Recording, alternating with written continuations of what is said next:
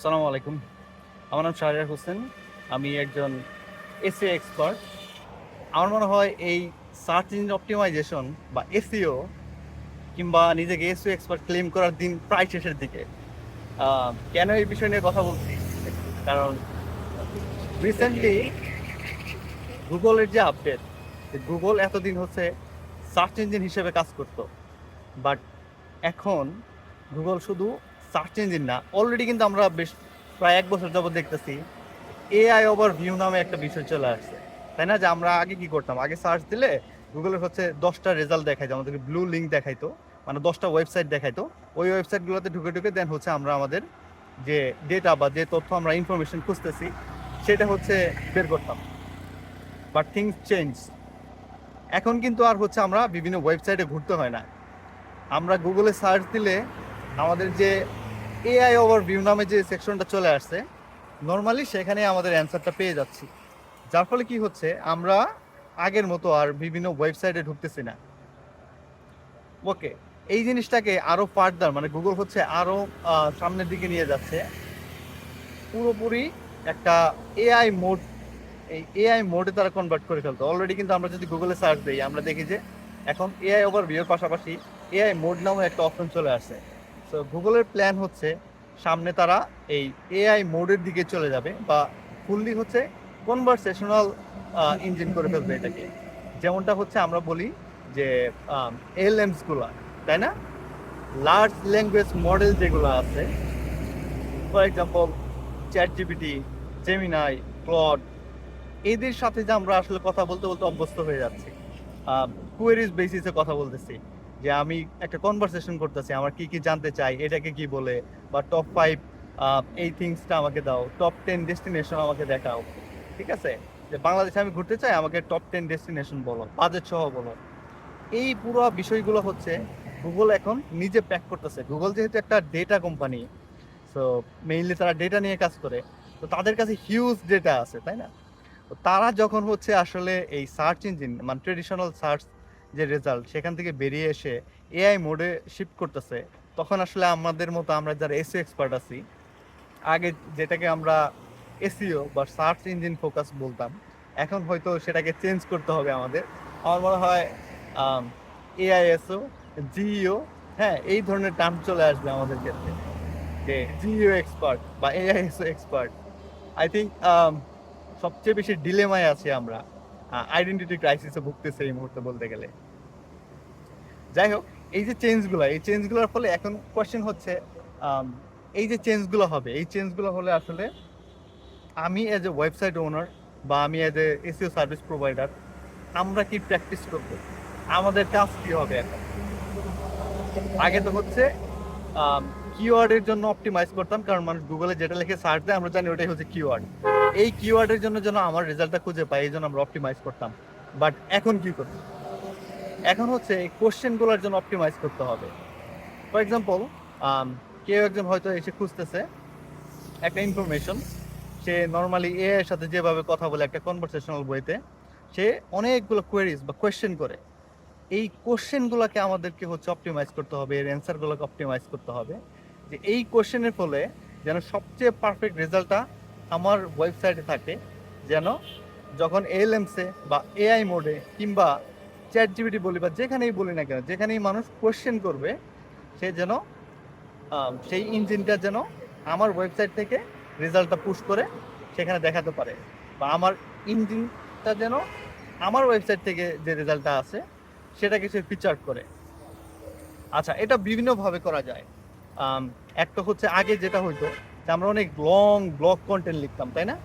এই long blog কন্টেন্টের দিন কিন্তু প্রায় শেষ, বা যুগ শেষ বলতে পারেন। আসলে এখন তাইলে আমরা অপটিমাইজ করবো কিভাবে? এই যে এলএমস গুলো আসতেছে বা সার্চ ইঞ্জিন শিফট হচ্ছে, তারা কিন্তু শিফট হচ্ছে কোয়েরি বেসিস রেজাল্টের দিকে। মানে যেখানে কনভারসেশনাল ওয়েতে মানুষজন বিভিন্ন ইনফরমেশন খুঁজবে, সেটাকে তারা বিভিন্ন ওয়েবসাইট থেকে ফিচার করে ওই অ্যান্সারটুকু এনে দেবে। তাহলে আমার ওয়েবসাইটে আমি ইনফরমেশন কিভাবে দেবো? আমরা আগে যেটা করতাম বিভিন্ন কিওয়ার্ডের এগেনস্টে হচ্ছে অনেক বড় বড় ব্লগ কন্টেন্ট লিখতাম, তাই না? এখন মানে থিংস চেঞ্জ। এখন কি করতে হবে? এখন মানুষজন যে কোশ্চেনগুলা করে, এএলএমস যে কোশ্চেনগুলো করতেছে বা সার্চ ইঞ্জিনের যে কোশ্চেনগুলো করতেছে, এই কোশ্চেনগুলোর এগেনস্টে আমার ওয়েবসাইটে রেজাল্ট থাকতে হবে, বা আমার ওয়েবসাইটে ডেটা থাকতে হবে, অ্যান্সার থাকতে হবে। এটা হচ্ছে একটা। তাহলে বুঝতে পারতেছি আগে যেটাকে বলা হয়তো যে কন্টেন্ট ইজ কিং, হ্যাঁ, এই শব্দটার পেছনে আমরা ইনভেস্ট করতে যাই আসলে বিশাল বড় বড় কন্টেন্ট তৈরি করছি যে কন্টেন্ট ইজ কিং। বাট এখন তো মানে শুধু কন্টেন্ট কিং না, ঠিক আছে, এখন হচ্ছে কি মানে optimize content is the king. Optimize in a sense কিওয়ার্ডের বেসিসে না, কোয়েশ্চেনের অ্যান্সারের বেসিসে মানুষজন যে কোয়েরিজ বা কোয়েশ্চেনগুলো করতেছে এই কোয়েশ্চেনের ইনটেন্ট ফুলফিল হচ্ছে কিনা আমার অ্যান্সারের মাধ্যমে। সিম্পল। ওকে, এটা তো গেল হচ্ছে ওয়েবসাইটে কন্টেন্টের বিষয়। আর কি কি ইম্পর্টেন্ট থিং হইতে পারে? আরও ইম্পর্টেন্ট জিনিস আছে, যেমন আগে আমরা হচ্ছে ওয়েবসাইটের ইউআই ইউএক্স, হ্যাঁ, ডিজাইন, এগুলো নিয়ে চিন্তা করতাম না। বাট এখন আমাদেরকে এগুলো নিয়ে চিন্তা করতে হবে, কারণ একটা ওয়েবসাইট যদি ক্রল ডেপ্থ একটা বিষয় ছিল না আগে, বা ক্রল বাজেটের একটা বিষয় ছিল আগে, এখন আসলে এলএমস আসার ক্ষেত্রে আমাদের হচ্ছে টোকেন নিয়ে চিন্তা করতে হবে যে আমার ওয়েবসাইট যেন সবচেয়ে কম টোকেন খরচ করা। মানে বিষয়টা এমন যে কেউ একজন হচ্ছে বেস্ট বার্গার ইন টাউন এটা লিখে সার্চ ইঞ্জিনে সার্চ করতেছে, সেই ক্ষেত্রে আমার যে অ্যান্সারটা থাকবে বা আমার যে ওয়েবসাইটটা থাকবে, আমার ওয়েবসাইটটার ডিজাইন খুবই লাইট হইতে হবে। আমার যে কন্টেন্ট আছে এখানে হচ্ছে ইনটেন্টের বাইরে যায়, এই ধরনের গদ বাঁধা কন্টেন্ট থেকে বেরোয় আসতে হবে, যেন সবচেয়ে কম টোকেন খরচ করে আমার ওয়েবসাইটের রেজাল্টটা অ্যাক্সেস করতে পারে এই এলএমসগুলো। শুধুমাত্র সেই ক্ষেত্রেই এই এলএমসগুলো হচ্ছে আমার অ্যান্সারকে ফিচার করবে। সো আমরা দুইটা জিনিস দেখলাম, একটা হচ্ছে ইনটেন্ট ফুলফিল করা, সেকেন্ড হচ্ছে টোকেন ওয়াইজ অপটিমাইজ করা, যে সবচেয়ে কম টোকেন যেন খরচ হয় আমার রেজাল্টটা নিলে, তাই না? ওকে, দুটাই গেল। এগুলো তো সবই অন পেজের বিষয়। আরও একটা বিষয় রয়েছে, সেটা হচ্ছে আমরা দেখবো কিছুদিন পরে, এখন তো আমরা হচ্ছে ডাইনামিক অ্যাডস দিতে পারতেছি। ফর এক্সাম্পল গুগলে যখন আমরা অ্যাড দিই আমরা এখনও ডাইনামিক অ্যাডসে আছি, বাট কিছুদিন পরে কিন্তু এই অ্যাডসটা ফুললি হচ্ছে পারফরমেন্স ম্যাক্স যেটা আছে, হ্যাঁ, যেটা এআইয়ের মাধ্যমে হয়, এই এআই ক্যাম্পেইনে শিফট হয়ে যাবে। যার ফলে কি হবে, আমরা যে ক্যাম্পেইনগুলো করব, মানে গুগলে যে ক্যাম্পেইনগুলো করব, এই ক্যাম্পেইনগুলোতে আর ইমেজ, হ্যাঁ, তারপর হচ্ছে হেডিংস, বিভিন্ন কিওয়ার্ড, এইগুলো আর আমাদেরকে ম্যানুয়ালি রিসার্চ করে করে এগুলো দিতে হবে না, বা আমাদেরকে এগুলো আর আপলোড করতে হবে না। আমরা জাস্ট হচ্ছে ওয়েবসাইটের লিঙ্কটা দিব, ও ওর মতো করে অটো হচ্ছে অ্যাডের জন্য যা যা নিতে হয় আপনার ওয়েবসাইট থেকে সেই ইনফরমেশন নিয়ে ও ওর মতো করে হচ্ছে ক্রিয়েটিভ, ওর মতো করে হচ্ছে হেডিংস, এগুলো তৈরি করে ফেলবে। ফেসবুকের ক্ষেত্রেও সেম। সামনে ফেসবুকে যারা আমরা এখন অ্যাড দিচ্ছি, এটাও আসলে এআই দিয়ে হয়ে যাবে। মানে আপনি হচ্ছে যে প্রোডাক্টের জন্য অ্যাড দিতে চাচ্ছেন সেই প্রোডাক্টের লিঙ্কটা শুধু দিবেন, অথবা সেই প্রোডাক্টটা শুধু দিবেন, বাকি কাজ ফেসবুক বা মেটা করে ফেলবে। এখন একটা বিষয়, ফর এক্সাম্পল আপনার ওয়েবসাইট খুব একটা অপটিমাইজ না, বা আপনার ওয়েবসাইটে ডামি ইমেজ আছে, আপনার ওয়েবসাইটে ডামি কন্টেন্ট আছে, কিংবা আপনার যে প্রোডাক্ট পেজ আছে সেখানে ইমেজটা খুব একটা ভালো না, অ্যাট্রাকটিভ না, ভালো ভিডিও নাই। এখন যখন পুরো ইন্ডাস্ট্রি এই পারফরমেন্স ম্যাক্সের দিকে শিফট করবে, তখন আসলে আপনার কি হবে? আপনি সবচেয়ে বেশি টাকা লুজ করবেন, মানে লস করবেন আর কি। কেন আমি বলি, নাম্বার ওয়ান হচ্ছে এতদিনে আমরা কি করতাম, একটা অ্যাড ক্যাম্পেইনের জন্য একটা ক্রিয়েটিভ তৈরি করতাম, তৈরি করে ক্রিয়েটিভটা খুব নাইস ওয়েতে একটা নির্দিষ্ট প্রোডাক্টের জন্য তৈরি করে দেন, সেটা নিয়ে হচ্ছে অ্যাড দিতাম। বাট সামনের দিনগুলোতে কিন্তু এই সুযোগ আর নাই। তখন কি করবে, পারফরমেন্স ম্যাক্স হচ্ছে আপনার ওয়েবসাইট থেকে কন্টেন্ট নিবে। আপনার ওয়েবসাইটের ইমেজের কোয়ালিটি যদি ভালো না হয়, সেই ক্ষেত্রে ওই নর্মাল ইমেজটাই কিন্তু আপনার কন্টেন্টে যাবে, বা আপনার অ্যাডের হচ্ছে কন্টেন্ট হবে। সেই ক্ষেত্রে মানুষের হচ্ছে ক্লিক হয়তো বা সিটিআর কমে যাবে, কিংবা আপনার ক্যাম্পেইনটা খুব একটা ভালো আউটপুট দিবে না, মানে আপনি আসলে ডলার বার্ন করবেন। তাইলে আপনাকে কি করতে হবে, আপনার ওয়েবসাইট, মানে এখন বলা হচ্ছে যেটা, যে website optimization is more important than ever, হ্যাঁ, এভার বিফোর, যে আগের চেয়ে আরও বেশি ইম্পর্টেন্ট হয়ে গেছে ওয়েবসাইট অপটিমাইজ করা। সো এখানে আরেকটা বিষয় চলে আসে, যে আমরা যারা এসইও আছি, বা এই যে আমি বললাম একটু আগে যে আমরা আসলে আমাদের আইডেন্টিটি ক্রাইসিসে আছি, তাদের জন্য কিন্তু নতুন কাজ করার জায়গা বের হচ্ছে, বা নতুন কাজ করার জায়গা ওপেন হচ্ছে। হ্যাঁ, যাদের ওয়েবসাইট এখনো অপটিমাইজ না, বাট তারা হচ্ছে থাউজেন্ডস অফ ডলার হচ্ছে তারা অ্যাডে বার্ন করতেছে, এই লোকগুলো হচ্ছে আপনার পোটেনশিয়াল ক্লায়েন্ট। তাদেরকে এখন আপনি বলতে পারবেন যে ভাই আপনার ওয়েবসাইটের ইমেজটা ঠিক নাই, আপনার ওয়েবসাইটের কন্টেন্ট ঠিক নাই, আপনার ওয়েবসাইটের স্ট্রাকচার ঠিক নাই। সো আপনি যেই যে এত এত ডলার বার্ন করতেছেন, এখান থেকে আপনি ম্যাক্সিমাম আউটপুটটা পাচ্ছেন না। আপনার যে আরওআই বা আমরা রোয়াস বলি বা আরওএস বলি, এই জিনিসগুলো কিন্তু মিট হচ্ছে না। সেই ক্ষেত্রে কী করতে হবে, আগে আপনার ওয়েবসাইটের কন্টেন্ট অপটিমাইজ করতে হবে, প্রপার একদম অরিজিনাল ইমেজ দিতে হবে, প্রপার কন্টেন্ট থাকতে হবে, প্রপার ভিডিও থাকতে হবে, ওয়েবসাইটটা লাইট ওয়েট হইতে হবে, 3 থেকে 4 সেকেন্ডের মানে কম সময়ের মধ্যে হচ্ছে ফুললি লোড হতে হবে, টেকনিক্যাল জায়গা থেকে সাউন্ড হতে হবে, স্কিমার জায়গা থেকে খুবই পারফেক্ট হতে হবে। এই জিনিসগুলো যদি না হয় তাহলে আগামী দিনগুলোতে আসলে টিকে থাকা সম্ভব না। তো যারা আসলে ইন্টারনেটে বিজনেস করতেছেন বা ওয়েবসাইটের উপর ডিপেন্ডেন্ট, তাদেরকে এই জায়গাগুলো ফিক্স করতে হবে। ঠিক আছে, ওকে।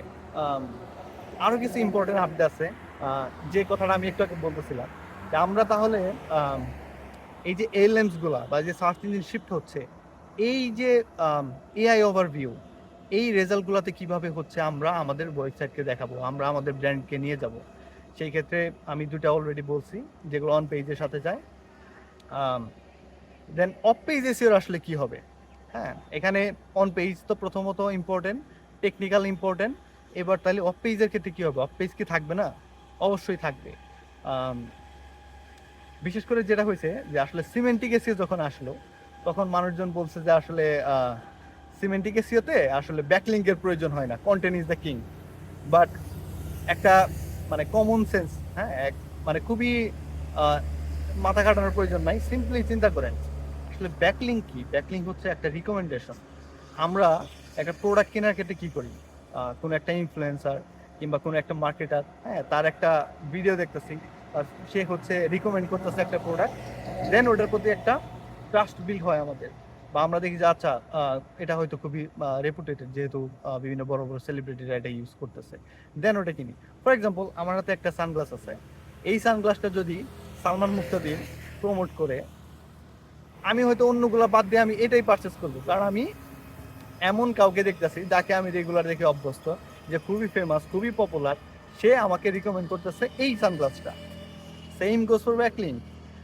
পৃথিবীর যত বড় বড় ওয়েবসাইটগুলো আছে, আপনার নিচের টপ ওয়েবসাইট যেগুলো আছে, যেগুলো খুবই পপুলার, খুবই মানে অনেক বেশি ভিজিটর, ওই ওয়েবসাইটগুলো যখন আপনাকে হচ্ছে রিকমেন্ড করবে কোনো একটা ইনফরমেশনের জন্য, হ্যাঁ, যখন আপনাকে লিঙ্ক দিবে, তখন এলএমস বলেন, সার্চ ইঞ্জিন বলেন, অবশ্যই আপনাকে তখন একটু কি বলে, একটু ভ্যালু দিবে, একটু পাত্তা দিবে, যে না, there something special in this website. যেহেতু এত বড় বড় ওয়েবসাইটগুলা এই ক্ষুদ্র ওয়েবসাইটটাকে বা এই ছোট বিজনেসটাকে রিকমেন্ড করতেছে, এইখানে কিছু একটা আছে, তাই না? মানে সামথিং স্পেশাল ইন দেয়ার। তখন আপনাকেও দেখা যাবে ফিচার করবে।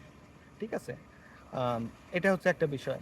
ফর এক্সাম্পল, আমি হচ্ছে অনেকগুলো ব্র্যান্ডকে হচ্ছে বিজনেস ইনসাইডার, স্ট্রিট ইনসাইডার, বারচার্ট, বেনজিঙ্গা, বড় বড় নিউজ পোর্টালগুলোতে ফিচার করছি, সেখান থেকে ব্যাকলিং নিয়েছি।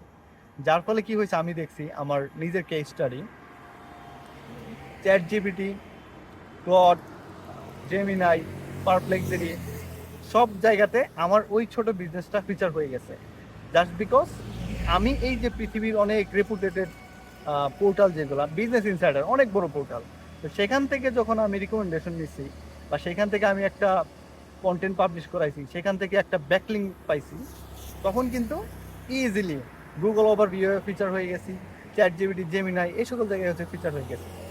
তো অফ পেজ আসলে, যেটা সিমেন্টিক এসইও আসার পরে আমরা ভাবছিলাম যে অফ পেজের গুরুত্ব কি কমে যাবে কিনা। হ্যাঁ, ইন এ সেন্স, আগে হচ্ছে কি হইতো,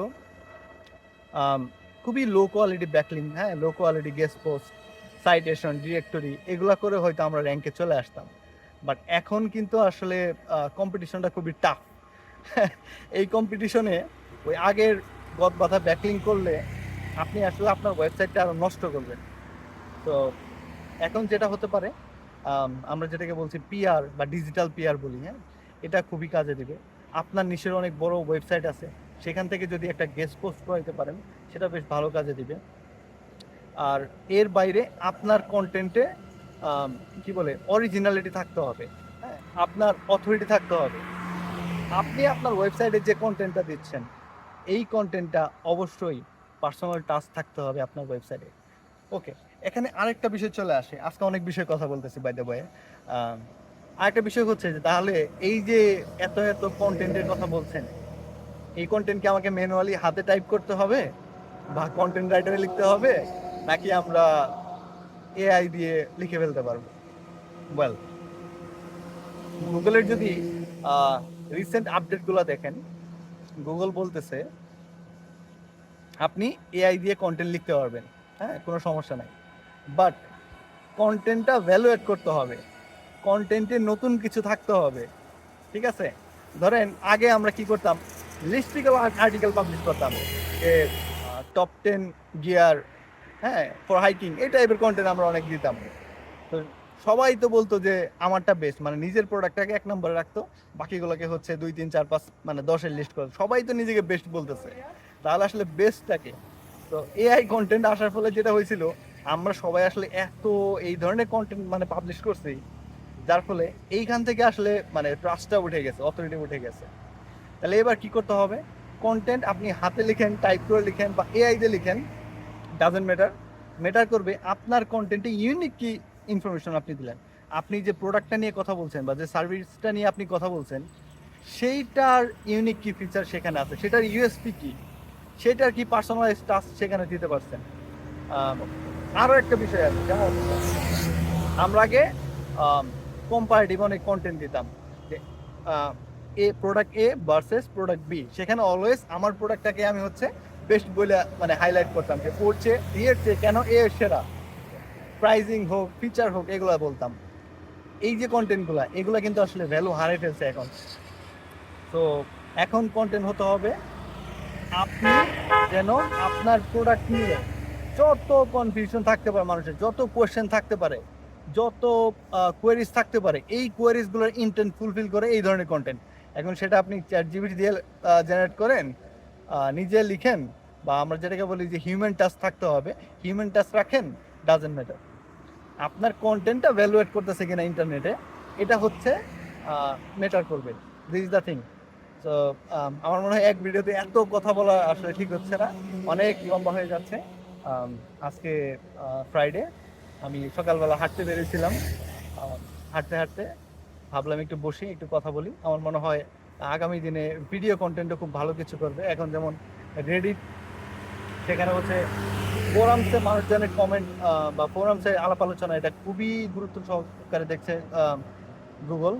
সামনের দিনগুলোতে ভিডিও কন্টেন্ট মাইট বি এই ধরনের একটা ভ্যালু পাবে। আসলে ভিডিওকে তো টেক্সটে ট্রান্সক্রাইব করে ইনস্ট্যান্ট রেজাল্টটা পাওয়া পসিবল হচ্ছে না। আমরা এখন ইউটিউবে কিন্তু নিচে হচ্ছে জেমিনাই ফিচার দেখতে পাই, একটা ভিডিওকে সামারাইজ করে ফেলতে পারি।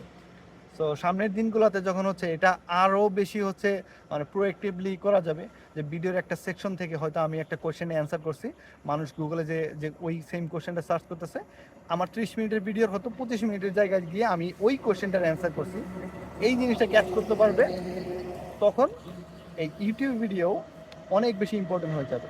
কাজেই আমি স্টার্ট করলাম কথা বলা ইউটিউবে এসইও নিয়ে। আমার এই চ্যানেলটা mainly SEO and digital marketing নিয়ে কথা বলবেন। সো আপনারা যারা আমার সাথে কানেক্ট করতে চান বা এই ধরনের কথা শুনতে চান, SEO, digital marketing and e commerce business নিয়ে বা ডিজিটাল বিজনেস নিয়ে, সেই ক্ষেত্রে অবশ্যই আমি বলবো সাবস্ক্রাইব করতে পারেন। Thank you.